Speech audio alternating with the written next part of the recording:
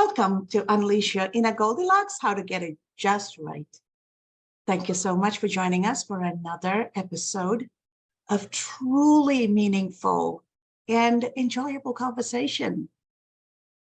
Today, we are going to be talking about enjoying life with purpose.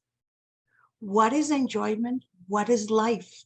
And what is purpose? These are all things we need to consciously, intentionally think about and focus on.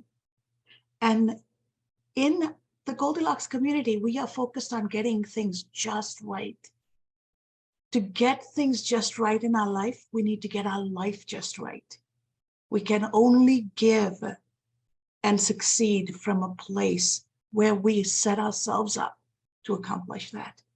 And to have this amazingly meaningful conversation with me today is a lovely young gentleman all the way from down under, Peter Nichols. Welcome to Unleash Your Inner Goldilocks.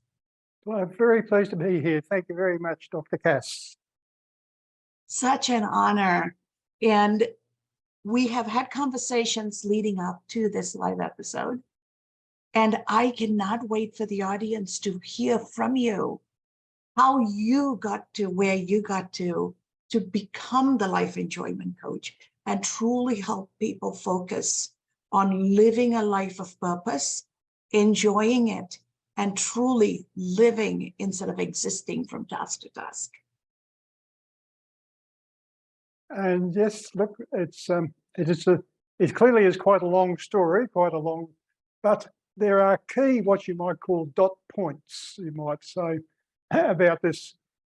Around about when I was in my mid-30s, I had an epiphany about a new profession in Australia, which they called the recreation profession. I had many years of experience in sports administration. And so when I saw about this new profession, it opened up so much of what I'd been doing in my leisure time as a sports administrator. My sport was the sport of field hockey, not ice hockey, field hockey. And I'd learned a great deal about people and about how to deal with people in my life as a sports administrator. But when this opportunity came up, I thought, this is what I'd really like to do. So I took the course and found myself passing it with flying colours and spent the next 25 years as a recreation planner. Now, the question that people would ask is, well, what on earth is a recreation planner? Somebody once said to me, an engineer once said to me one day, what does a recreation planner do all day? Play tennis. And that was the level of understanding of this new profession, which, by the way, had been in America for some years before Australia, but it was pretty new to Australia.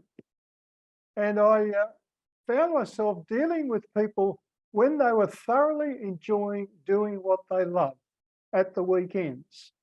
And my role was to actually try and make the quality of their recreation experiences improve, to actually look at what sort of facilities they wanted, what sort of programs they wanted, what sort of conditions they wanted to really enjoy themselves. And I was a bit of I was a meat and a sandwich. My job was to understand what people liked in recreation and to understand what financial resources were available to provide those opportunities. But throughout those 25 years or so that I did that, I came to realise that people are very different in their recreation and leisure time.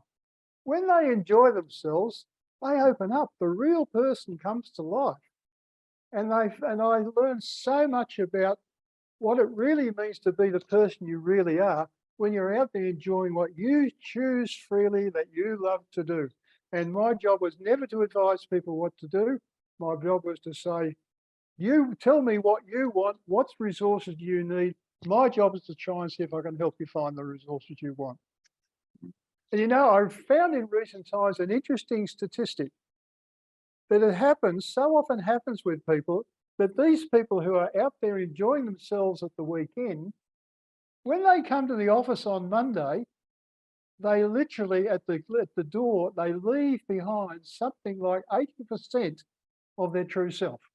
Mm-hmm. They walk through the door into the office and all they take with them is what the job requires them to do, what the boss requires of them, what the job specifications say, to work for certain hours, to do what they're told, to live according to the expectations of people that they don't even know.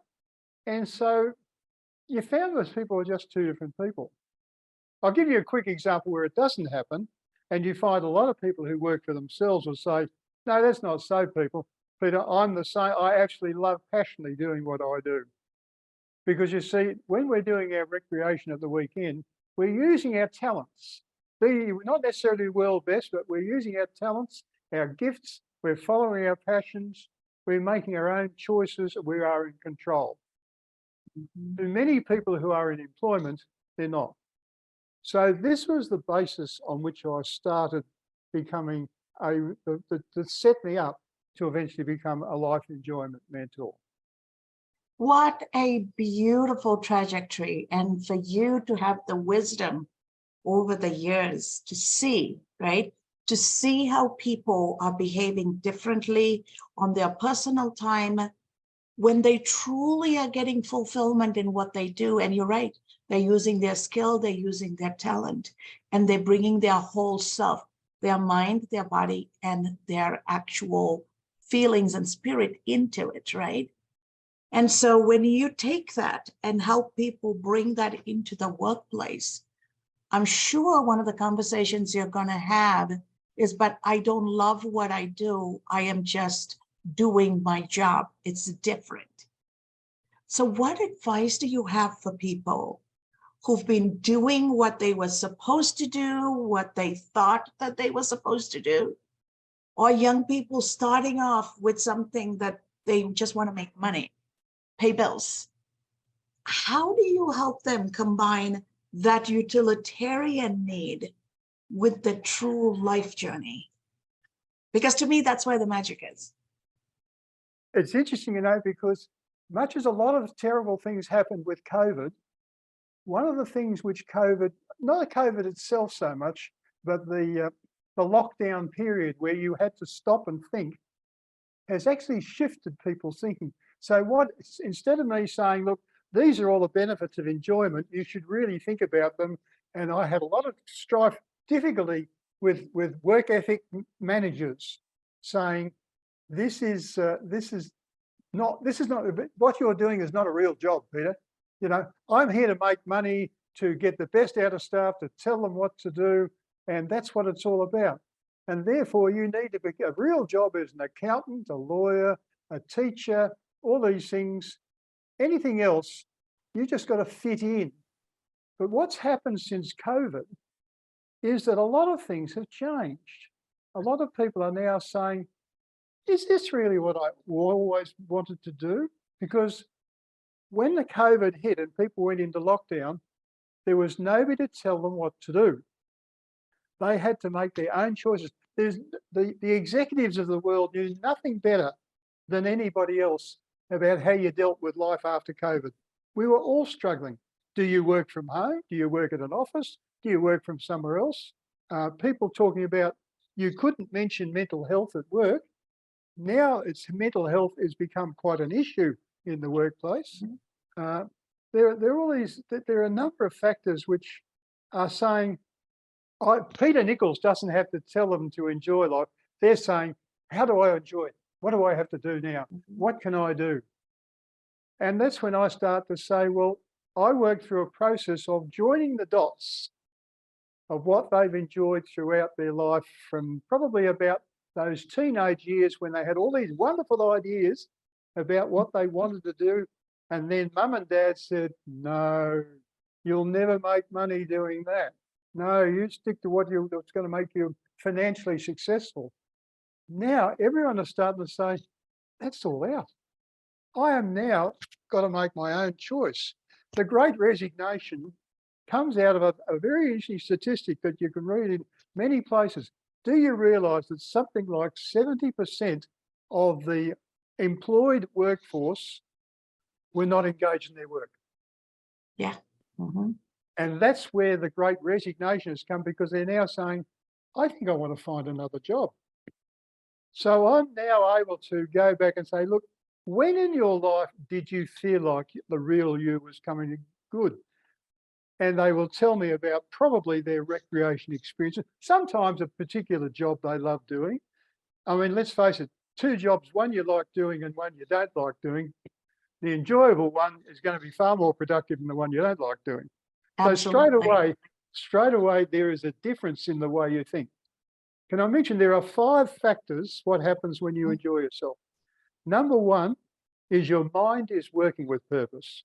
Even if you're out on a tennis court or going for a walk or whatever in nature, your mind is working with a thought of what you would like to do and what you would like to see and what you want to do with yourself. Your mind is working with purpose, with thinking, with curiosity, and looking outside the square. The second one is there's an energy driving the process. When you are thoroughly enjoying yourself, you're energized. It's more than the physical energy. When I say physical energy, you might go to the gym. And Mhm. someone said to me, I asked, well, what do you do to energize? They said, I love tap dancing. Totally different answer. But, I often say even physical exercise only works if you really enjoy doing it. If you don't enjoy it, you're not going to keep doing it very long. So that's 2. The third one is your self-esteem is high. You are feeling good about yourself. And how often in your life do you feel you're good about yourself? When you really enjoy yourself. The next one is you are learning something new. It's a life-enriching experience. It might only be a little thing, but something generates and something triggers about that enjoyable experience. And the 5th one is the best one of all, I reckon. You're infecting everybody around you when you're enjoying yourself. Yes. In a positive way, right? So it's Absolutely. infectious in a very positive, uplifting, contagious way. And I like so, what he's having. so as you're talking, what's coming up for me is, I'm applying it to me. And, as a young person, you finish college and university, you go on to get a job. I come out of a science background with computer science, math, physics, and go into the fintech world. Technology was fascinating for me. I was good at it. It was exciting. And then I got introduced into the entire world of finance and banking with technology. And I thought this was cool. I knew nothing about accounting or finance, but I was able to learn a lot very quickly because I was excited. And the more I learned and got deeper and deeper into the profession, I realized I love learning. And the only way for me to keep learning is to teach. So I started teaching part-time, and I've taught part-time for 23 years. And I find myself truly a better professional because I am in a graduate classroom teaching, and then bringing that knowledge and insight not just what I get from my research, but from my students, their real world problems and solving real world problems, and bringing that energy of creative solutioning into my client's world. And I can see exactly how this contagiousness becomes contagious for ourselves first, and then for everybody around. So talk to us about that. How can a person take that first step towards tapping into their own positive contagion that's already deep within them, but they may not know? They probably do know, but it's buried. They've buried it. They've buried it. It never goes away.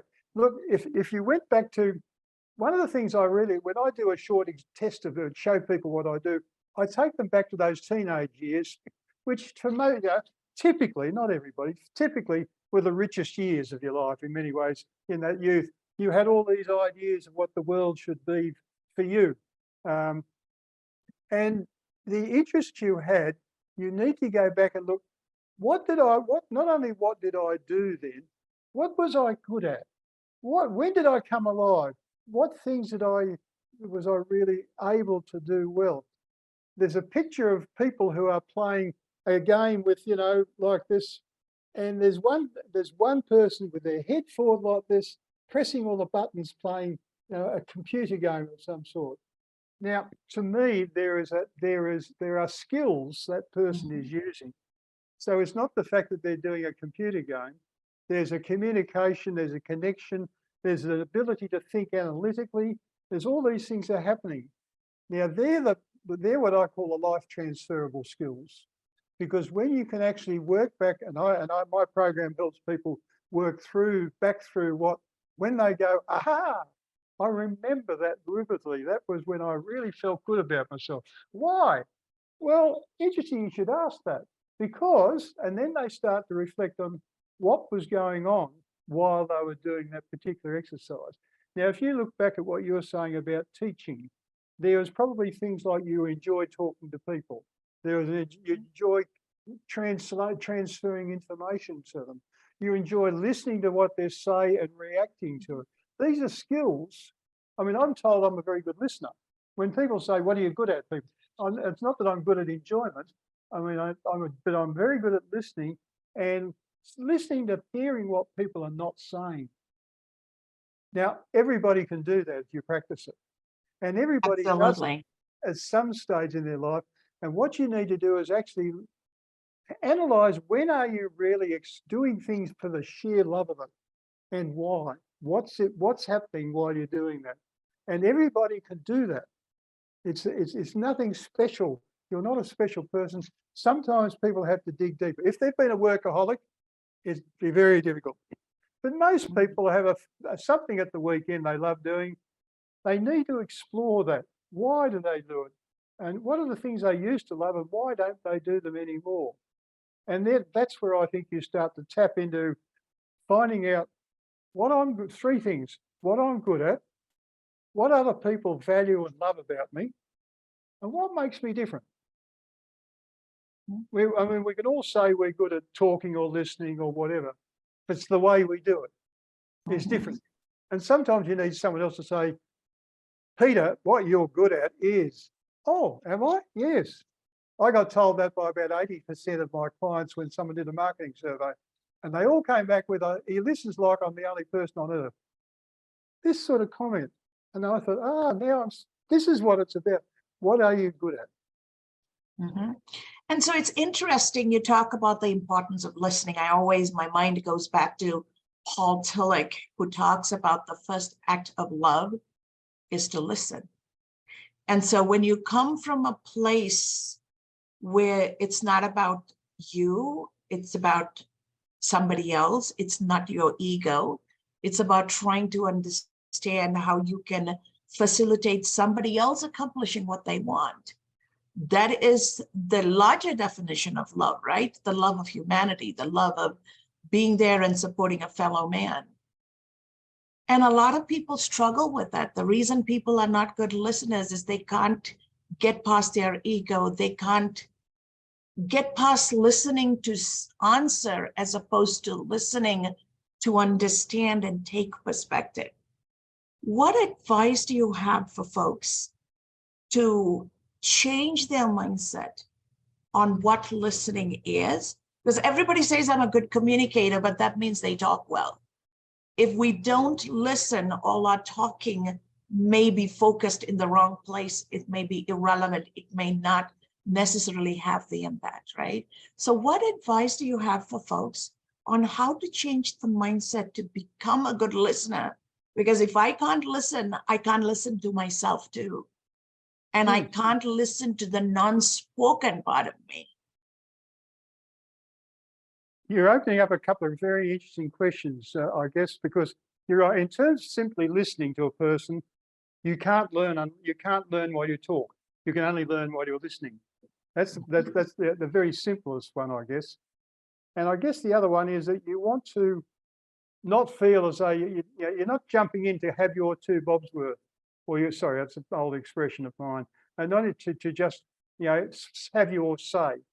Your idea is to actually get that person to feel important by knowing that somebody is actually listening. You might even use an expression at times like, what I hear you saying is, and that person will say, he or she is listening, because that's what I had in mind. Or, no, not quite, but you're close. I mean, but I think it's these sorts of little feeds to a person to say, look, I'm listening to you. I'm hearing this. Am I on the right track, or did you have something else in mind? Because that's when you start to feel that you're making the other person feel important, because clearly you are listening. You're not necessarily agreeing or disagreeing, but you are listening. Mhm. And that's important, right? It's not about do I agree or not. It's not about my opinion, but am I receiving the other person for who they are and where they are? And that seems to be a struggle for a lot of people. How do you do that? Because you're going to run into people who want your help from different parts of different walks of life, different mindsets. And some of them might not even sit in your comfort level. But how do you get past that? Because the way you do that might be a tip for others. I guess there are certain features about to listen carefully. One is you listen without judgment. Whatever they say, is that what they feel. You never say, well, that's the wrong thought. You just let them tell you how they're feeling. And the more you just let them talk, the more they'll start to realise this person is listening. So you're also, it's good when you're independent from the topic, from the subject. See, that's when they come to me. I have people who pour their heart out to me, not necessarily straight away, but, by just sort of saying, what brought you to talk to me, etc. What's been going on? I'll let you talk and I'll listen for a while. So I get a feeling of what's going on. And they're a bit tentative at first. And when I haven't said anything and they can see I've got good eye contact, that I'm actually sort of looking them in the eye and listening to what they're saying, nodding at the appropriate times, then they start to get the feeling this person is listening to me. So it's non-judgmental, and it's independent of what they're thinking. Never advising. I learned that from my daughter. Dad, type, don't talk, just listen. Kids I are learned good. very fast. So there are cultures that raise girls who become women, and they're conditioned not to enjoy. A woman's role is not to enjoy. And I've heard women say this: we are not from an enjoyment culture. It's a very difficult one. The very simple example I've had given to me was a mother who had 3 children, and she went to visit her mother with the children one day. And the mother said to her, look, you leave the children with me for the rest of the day. You go and enjoy yourself. And the mother thought, wow. And she did. She left her and she went off. She had gone no more than half an hour, and she burst into tears, and she couldn't figure out why, because she had no idea what she was going to do. And that was a really serious problem. And you're right. That doesn't mean to have to be people in very different cultures either. I've met plenty of people, even casually sometimes, where I know one story where a woman was sitting by herself with a glass of wine, clearly not happy. And eventually I said, are you okay? And she said, yes, I'm fine. And next thing you know, the tears started coming down. I said, would you like to talk about it? First of all, I was prepared to listen, and she could tell. Look, I think the voice and the manner and the body of it is a lot to do with it. But as far as enjoyment, you're right. There are cultures where enjoyment. I met a Russian woman once who had no idea what the meaning of leisure was. I don't know leisure. All I know is work. Go home and then go to work, go home.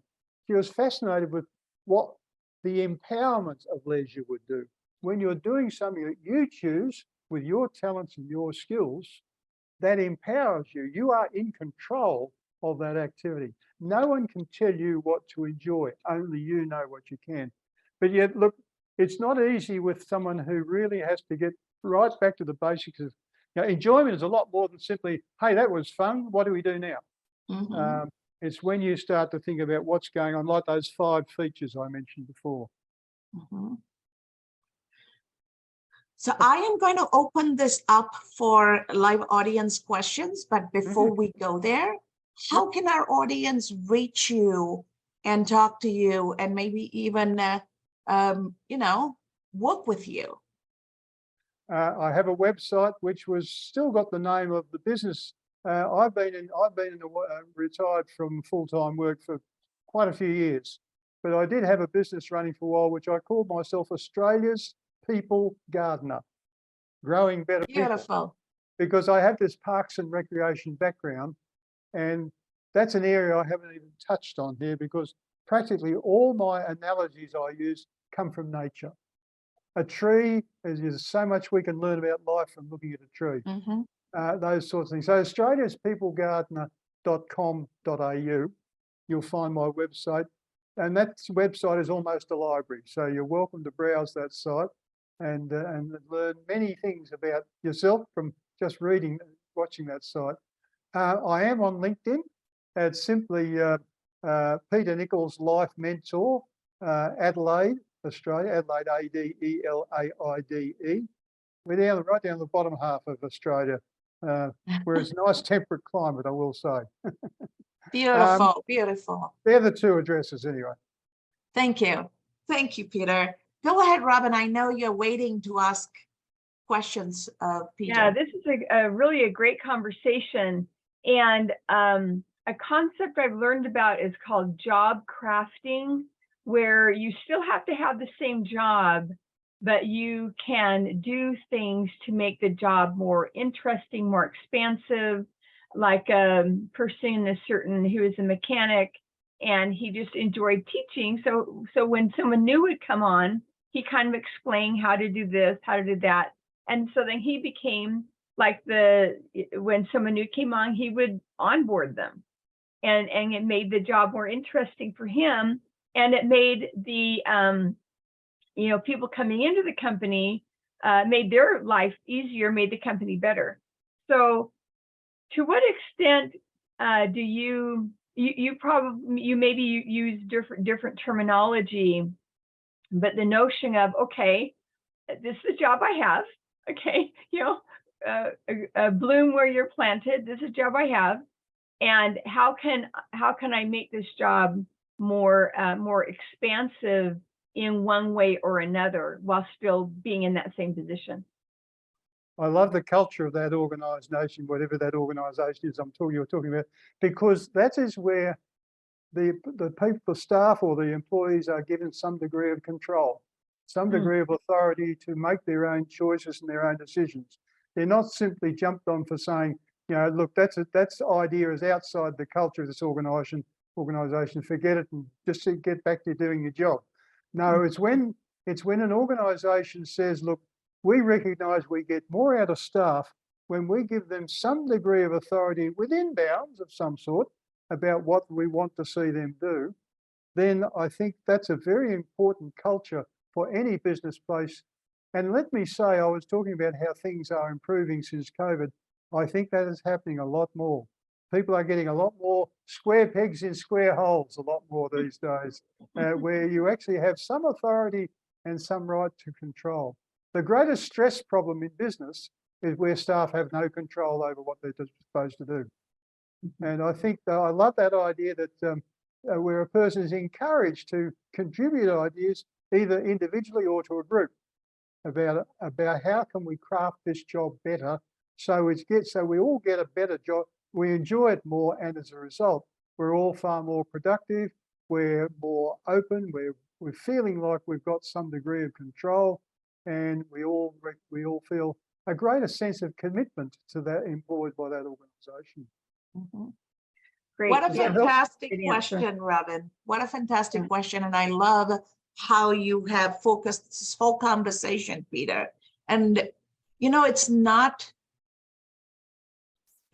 just the companies not giving people the autonomy by giving them the ability to craft their role. They are going to help people find fulfillment, but there is also the wellness component, right? The body produces dopamine and serotonin and the positive body chemistries. And that actually then facilitates a wellness lifestyle. There's so much research to show that if people are just task-oriented at work, not only are they not productive, Their physical wellness is negatively impacted. Their human relationships are negatively impacted. So there are so many side effects that are not visible to the naked eye and we don't connect the dots to. And so enjoyment is such an important core of us being able to live, truly live. So as we bring this to a close, Peter, what negative wisdom do you want to leave the world with? I think one of my key statement that I've been using in my business for 20 years, when you lose yourself in anything that you thoroughly enjoy, you find yourself. The real you comes to life.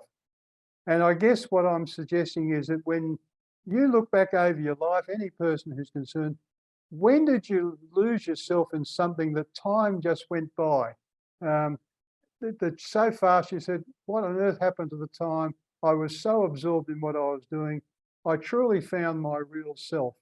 And from that, you start to find a sense of what purpose means. Because and then the more you can look back at the opportunities you've had to use your talents and your skills and feel that you are doing them because you love doing it, you're starting to find that person that you really are. And you find yourself open to opportunities that perhaps you never saw before. Beautiful. What a wonderful word of wisdom for us to take into the week as we bring this to a close. And thank you so much, Peter. It has been such a joy and a pleasure. And yes, this 25, 30 minutes just flew by. And Robin, and yes, Robin and our audience, it is such an honor to week after week join you and have these conversations. And as I take in everything Peter has shared today, it truly emphasizes for me and makes me happy that I have chosen my definition of success. And my definition of success is finding joy in what I do and finding peace within myself. And when I can accomplish those two simultaneously, to me, my life is successful. And so I encourage our audience, I can encourage all of you to find your own definition of success and root it in your joy, in your purpose, and transform your life so that you can truly live. And in that process, you become a positive contagion to truly transform the world around you. Can I just mention one last thing? I've got a new book coming out shortly. It's called Simply Free to Be Me, why a life ethic is replacing the work ethic. Why Beautiful. a life ethic is replacing the work. A whole of life growth rather than a 3 stages of life: work, before work, work, and after work. It'll be out for the next couple of months. So please provide that link to us, information to us, and I will make sure that is included in the YouTube release of this episode. And thank you. Thank you, our audience. Go out there and find your joy. Find your place where you can become a positive contagion.